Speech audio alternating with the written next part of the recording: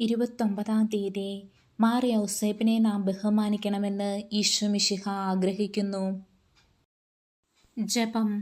ലോകപരിത്രാതാവായ മിശിഹായെ, അങ്ങയുടെ വളർത്തുപിതാവായ മാർ യൗസേപ്പിനെ ഞങ്ങൾ സ്നേഹിക്കുകയും ബഹുമാനിക്കുകയും ചെയ്യുന്നത് അവിടുത്തെ സംപ്രീതിക്ക് അർഹമാണെന്ന് ഞങ്ങൾ മനസ്സിലാക്കി പിതാവിനെ സ്തുതിക്കുന്നതിന് ഉത്സുകരാകുന്നതാണ്. ഈ വന്യപിതാവിനെ ഞങ്ങൾ സ്നേഹിക്കുന്നു. അദ്ദേഹത്തിൻ്റെ മാതൃക അനുസരിച്ച് അങ്ങേ സേവനത്തിൽ ഞങ്ങൾ തൽപരരായിരിക്കും.